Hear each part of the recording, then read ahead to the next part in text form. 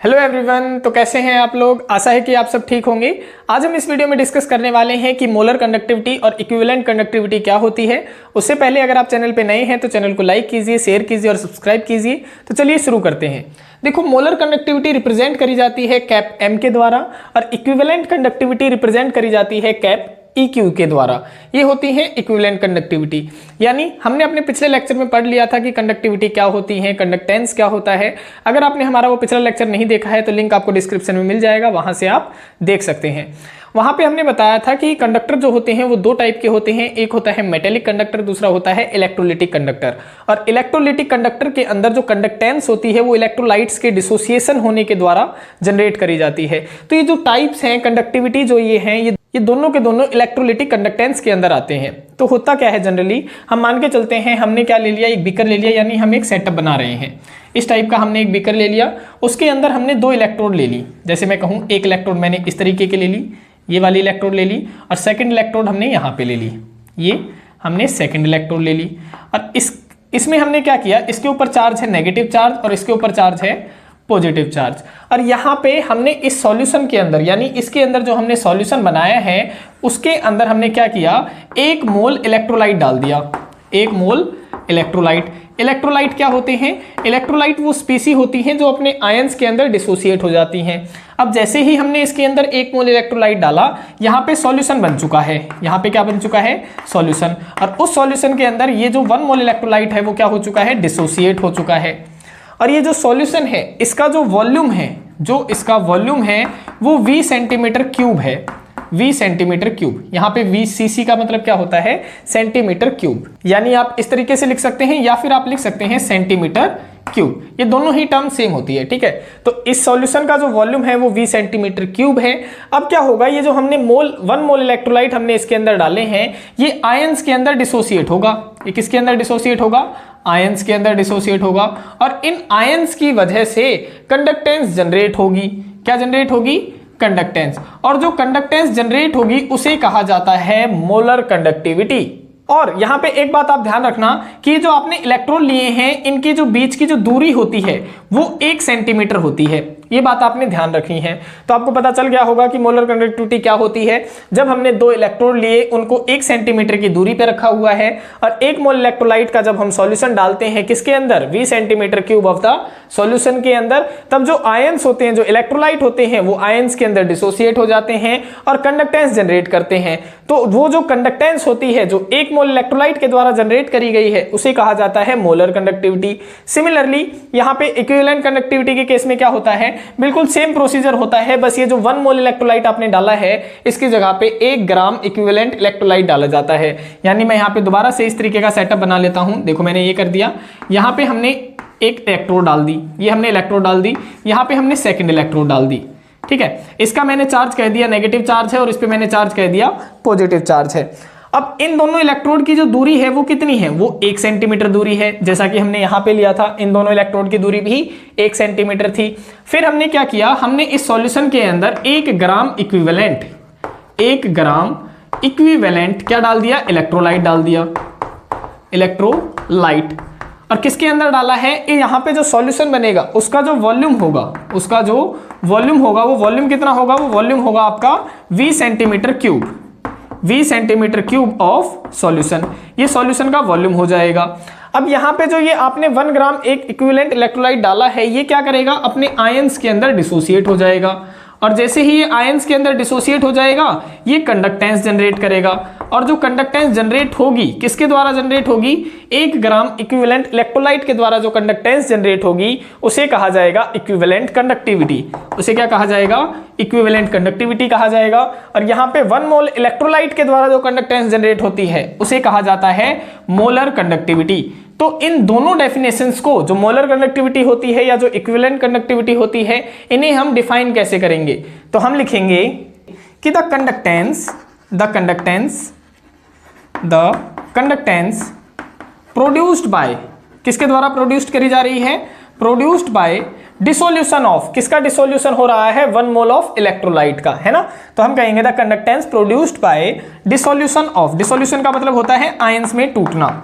Dissolution of, किसका dissolution हो रहा है? 1 मोल ऑफ इलेक्ट्रोलाइट का, 1 मोल ऑफ इलेक्ट्रोलाइट, और किसके अंदर हो रहा है, तो ये V centimetre cube of the solution के अंदर हो रहा है ना, इलेक्ट्रोलाइट इन किसके अंदर, इन V centimetre cube of the solution which is kept, जिसे कहां पे रखा गया है, जिसे रखा गया है इलेक्ट्रोड के बीच में। तो आप लिख सकते हैं विच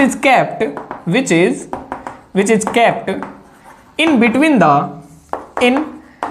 द इलेक्ट्रोड्स, जिन्हें इलेक्ट्रोड के बीच में रखा गया है, बिटवीन द इलेक्ट्रोड्स, और वो इलेक्ट्रोड कितने सेंटीमीटर पे सेपरेटेड है, 1 सेंटीमीटर पे। तो आप लिख सकते हैं विच इज सेपरेटेड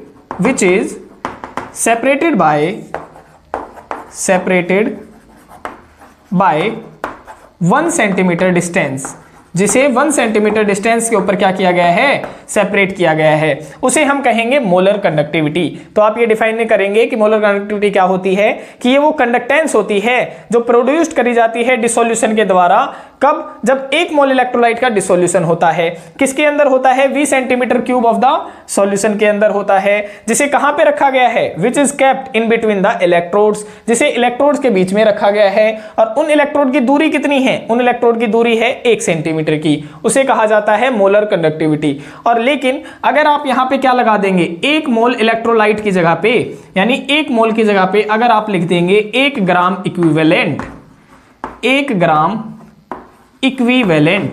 इक्विवेलेंट, सिर्फ उसके जगह पे अगर आप 1 ग्राम इक्विवेलेंट लिख देंगे, तो ये डेफिनेशन किसकी बन जाएगी, ये डेफिनेशन बन जाएगी आपकी इक्विवेलेंट कंडक्टिविटी। सिर्फ आपने यहां पे चेंज करना है, बाकी सारी चीजें सेम हो जाएंगी। ठीक है, अब हम बताते हैं कि इनकी रिलेशंस कैसे निकलती हैं या फॉर्मूलाज कैसे निकलते हैं। फॉर्मूलाज हम कैसे निकाल सकते हैं, हम यहां पे लिख सकते हैं कि V centimetre cube of solution shows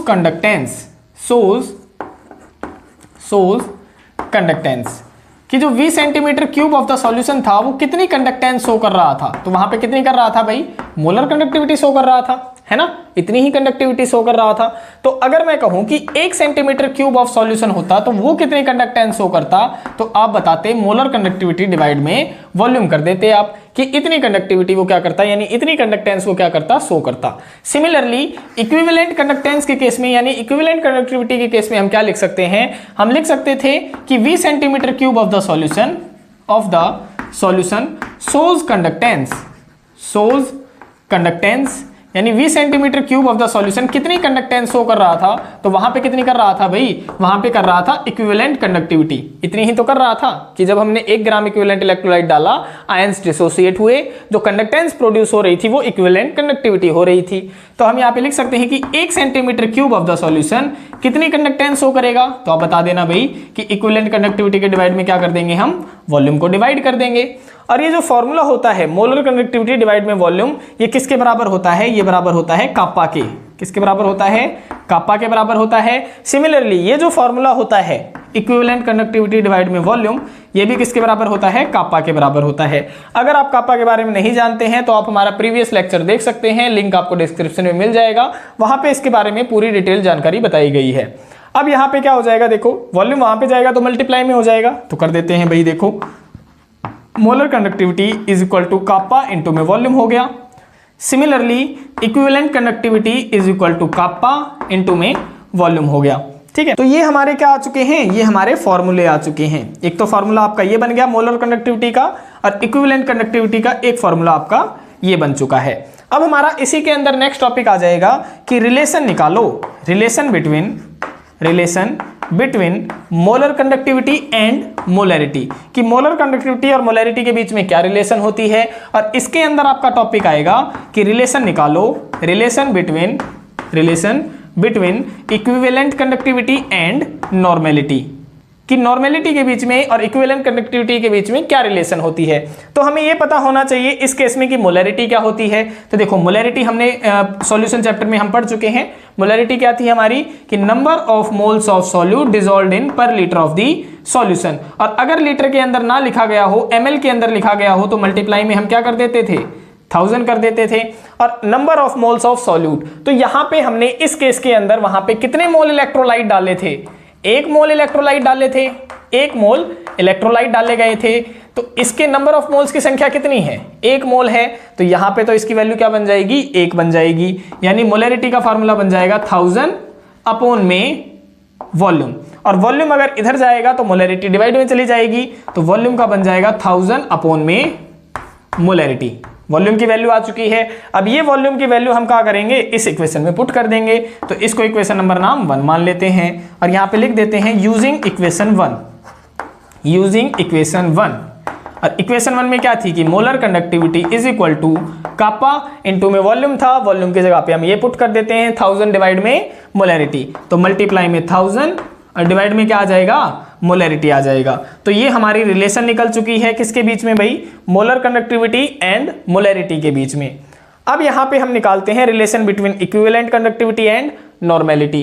तो नॉर्मेलिटी का आपको फॉर्मूला पता होना चाहिए। देखो नॉर्मेलिटी क्या होती है, नॉर्मेलिटी यहां पे होती है कि ग्राम इक्विवेलेंट डिसॉल्व करे जाते हैं पर लीटर ऑफ द सॉल्यूशन के अंदर। यहां पे इस तरीके से देखो कि ग्राम इक्विवेलेंट डिसॉल्व्ड इन पर लीटर ऑफ द सॉल्यूशन। लेकिन अगर सॉल्यूशन लीटर के अंदर ना हो के मिलीलीटर के अंदर हो, यानी ये वॉल्यूम किसके अंदर हो, ml के अंदर हो, तो मल्टीप्लाई में क्या करते हैं 1000 करते हैं। और ग्राम इक्विवेलेंट, यहां पे इक्विवेलेंट कंडक्टिविटी के अंदर कितने ग्राम इक्विवेलेंट इलेक्ट्रोलाइट डाले गए थे, तो वहां पे डाले गया था 1 ग्राम इक्विवेलेंट इलेक्ट्रोलाइट डाला गया था, है ना। अभी बताया है कि इतने ग्राम इक्विवेलेंट इलेक्ट्रोलाइट डाले गए थे। तो यहां पे ग्राम इक्विवेलेंट की वैल्यू क्या बन जाएगी, 1 बन जाएगी। तो यहां पे नॉर्मेलिटी की वैल्यू क्या बन जाएगी, 1000 डिवाइड में वॉल्यूम बन जाएगी, और वॉल्यूम यहां पे जाएगी तो नॉर्मेलिटी इसके डिवाइड में चला जाएगा, यानी वॉल्यूम की वैल्यू बन जाएगी यहां पे 1000 डिवाइड में नॉर्मेलिटी, 1000 डिवाइड में नॉर्मेलिटी। अब यहां पे वॉल्यूम की वैल्यू तो ये आ चुकी है, और यहां पे जो ये इक्वेशन बनी है इक्विवेलेंट कंडक्टिविटी की, इसे इक्वेशन नंबर नाम 1 मान लेते हैं और यहां पे लिख देते हैं यूजिंग इक्वेशन 1, यूजिंग इक्वेशन 1। जैसे ही हम इक्वेशन 1 का इस्तेमाल करते हैं, इक्विवेलेंट कंडक्टिविटी क्या हो जाती है, कापा इनटू में वॉल्यूम होगा। देखो यहां पे वॉल्यूम होगा, और वॉल्यूम की वैल्यू क्या बताई है, 1000 डिवाइड में n बताई है, तो यहां पे लिख दो 1000 डिवाइड में n। ये आपकी किसकी रिलेशन आ गई, ये आपकी रिलेशन आ चुकी है इक्विवेलेंट कंडक्टिविटी और नॉर्मेलिटी के बीच में। अब हम रिलेशन निकालते हैं। चलो हमने ये तो अलग अलग रिलेशंस निकाल दी कि मोलर कंडक्टिविटी क्या होती है, इक्विवेलेंट कंडक्टिविटी क्या होती है, मोलर कंडक्टिविटी और मोलैरिटी के बीच में क्या रिलेशन होती है, इक्विवेलेंट कंडक्टिविटी और नॉर्मेलिटी के बीच में क्या रिलेशन होती है। अब हम पढ़ेंगे कि मोलर कंडक्टिविटी और इक्विवेलेंट कंडक्टिविटी के बीच में क्या रिलेशन होती है। तो देखो टॉपिक है हमारा relation between molar conductivity and equivalent conductivity. तो हमें क्या पता है, हमें पता है एज वी नो दैट हमने अभी अभी एक फॉर्मूला निकाला था इक्विवेलेंट कंडक्टिविटी का, और वो फॉर्मूला क्या था, equivalent conductivity is equal to kappa into में 1000 और डिवाइड में क्या था हमारी नॉर्मेलिटी थी। और नॉर्मेलिटी का फॉर्मूला हमने सॉल्यूशन यूनिट में पढ़ा था कि नॉर्मेलिटी का फॉर्मूला होता है n फैक्टर इनटू में मोलैरिटी, इनटू में मोलैरिटी। ये हमारा फॉर्मूला हमने सॉल्यूशन यूनिट में पढ़ा था। अगर आपने ये लेक्चर नहीं देखे हैं तो सॉल्यूशन यूनिट में जाके देख सकते हैं, लिंक आपको डिस्क्रिप्शन में मिल जाएगा, ठीक है। तो यहाँ पे हम लिख सकते हैं n की जगह पे equivalent conductivity is equal to kappa into में 1000 डिवाइड में नॉर्मेलिटी की जगह पे लिख सकते हैं n फैक्टर इनटू में मोलैरिटी। और यहाँ पे ये वाली वैल्यूज किसके बराबर हो जाएंगी, देखो कापा इनटू में 1000 डिवाइड में मोलैरिटी किसके बराबर हो जाएगी, ये आपकी बराबर हो जाएगी मोलर कंडक्टिविटी के, मोलर कंडक्टिविटी डिवाइड में n फैक्टर। तो ये आपकी रिलेशन आ जाती है कि इक्विवेलेंट कंडक्टिविटी और मोलर कंडक्टिविटी के बीच में रिलेशन हो जाती है, ठीक है। अब हम पढ़ते हैं कि इनकी यूनिट्स क्या होती हैं, मोलर कंडक्टिविटी की और इक्विवेलेंट कंडक्टिविटी की यूनिट्स क्या होती हैं। देखो यूनिट्स कैसे पता करेंगे हम इनकी, तो हमने अभी अभी फॉर्मूला निकाला था मोलर कंडक्टिविटी का, क्या फॉर्मूला निकाला था, कापा इनटू में 1000 डिवाइड में मोलैरिटी, ये हमने फॉर्मूला निकाला था। सिमिलरली यहाँ पे इक्विवेलेंट कंडक्टिविटी का हमने क्या फॉर्मूला निकाला था, हमने निकाला था कापा इनटू में 1000 डिवाइड में नॉर्मेलिटी, ये हमने फॉर्मूला निकाला था, ठीक है। कापा की यूनिट क्या होती है, हमने प्रीवियस लेक्चर में भी पढ़ी थी कि कापा की यूनिट होती है ओम सेंटीमीटर पर ओम पर सेंटीमीटर, ये यूनिट होती है इसकी। और 1000 की कोई यूनिट नहीं होती तो इसे हम स्किप कर सकते हैं। डिवाइड में मोलैरिटी की यूनिट होती है मोल पर लीटर, ये यूनिट होती है। लेकिन हमें यहाँ पे ध्यान रखना है कि जो लीटर होता है वो किसके बराबर होता है, 1 लीटर 1 सेंटीमीटर क्यूब के बराबर होता है ना। तो यहाँ पे पर लीटर है यानी पर सेंटीमीटर क्यूब हम यहाँ पे लिख सकते हैं, तो लिख दो पर ओम पर सेंटीमीटर डिवाइड में मोल पर सेंटीमीटर क्यूब, ये हम लिख सकते हैं। ठीक है, अब ये जो पर सेंटीमीटर क्यूब है ये ऊपर की तरफ जाएगा तो प्लस में हो जाएगा, है ना। तो यहां से हटा के हम इसको अगर हम ऊपर की तरफ लिख दें तो मल्टीप्लाई में सेंटीमीटर का क्यूब हो जाएगा। अब देखो यहाँ पे पावर माइनस में है, यहाँ पे प्लस में है, तो कितना बचेगा, प्लस का 2 बचेगा। तो ये बच जाएगा सेंटीमीटर प्लस का 2, सेंटीमीटर प्लस का 2 बच गया। ठीक है, अब ये क्या है, ये पर ओम है तो ये तो एज इट इज रहेगा, तो पर ओम भी एज इट इज रहेगा। और यहाँ पे ये क्या है, मोल है, तो ये क्या हो जाएगा, ये ऊपर की तरफ जाएगा तो माइनस में हो जाएगा, यानी पर मोल। तो ये आपकी यूनिट आ चुकी है पर ओम पर मोल सेंटीमीटर स्क्वायर। ये किसकी यूनिट आ गई, आपकी मोलर कंडक्टिविटी की यूनिट आ चुकी है। सिमिलरली हमने ये जो फॉर्मूला पढ़ा था इक्विवेलेंट कंडक्टिविटी का, इसके हिसाब से आप कैसे निकालेंगे, तो काप्पा की मैंने अभी बताई थी, क्या यूनिट होती है, पर ओम पर सेंटीमीटर इसकी यूनिट होती है। तो हम ऊपर लिख लेंगे पर ओम पर सेंटीमीटर डिवाइड में नॉर्मेलिटी की जो यूनिट होती है वो मेनली होती है ग्राम इक्विवेलेंट पर लीटर, ये यूनिट होती है। अब अभी बताया है कि लीटर किसके बराबर होता है, सेंटीमीटर क्यूब के बराबर होता है। तो यहाँ पे इसे लिख सकते हैं पर सेंटीमीटर क्यूब, यानी सेंटीमीटर की पावर माइनस में हो जाएगी, और ये माइनस की पावर अगर ऊपर की तरफ जाएगी तो प्लस में हो जाएगी। तो हम यहीं पे कर देते हैं, देखो यहाँ से हटा के हम यहाँ पे लिख देते हैं मल्टीप्लाई में सेंटीमीटर की पावर +3। अब यहाँ पे -1 है, यहाँ पे +3 है, तो क्या बचेगा, +2 बच जाएगा। तो यहाँ पे क्या लिख देते हैं, हम यहाँ पे लिख देते हैं कि सेंटीमीटर स्क्वायर यहाँ पे बच जाएगा। और यहाँ पे क्या लिखा हुआ है, पर ओम तो एज इट इज लिखा हुआ है, तो पर ओम एज इट इज लिख देते हैं। और ये ग्राम इक्विवेलेंट ऊपर की तरफ जाएगा तो इनवर्स में हो जाएगा, तो ग्राम इक्विवेलेंट इनवर्स हो गया। तो ये इसकी यूनिट बन जाती है कि पर ओम पर ग्राम इक्विवेलेंट सेंटीमीटर स्क्वायर किसकी यूनिट बन जाती है, इक्विवेलेंट कंडक्टिविटी की यूनिट बन जाती है। तो ये आपका पूरा कंसेप्ट था मोलर कंडक्टिविटी का और इक्विवेलेंट कंडक्टिविटी का। इस तरीके से आपने याद करना होता है डिफरेंशिएशन वे में कि इस तरफ ये चीजें चलती हैं, उस तरफ वो चीजें चलती हैं। आशा है आपको आज का लेक्चर समझ में आया होगा, और अगर लेक्चर से रिगार्डिंग कोई भी डाउट रहता है तो आप हमें कमेंट सेक्शन में बता सकते हैं। और अगर वीडियोस आपको पसंद आ रही हैं तो वीडियोस को लाइक कीजिए, शेयर कीजिए और चैनल को सब्सक्राइब कीजिए। मिलते हैं किसी और वीडियो में किसी और टॉपिक के साथ में, तब तक के लिए बाय बाय, टेक केयर, धन्यवाद, जय हिंद, जय भारत।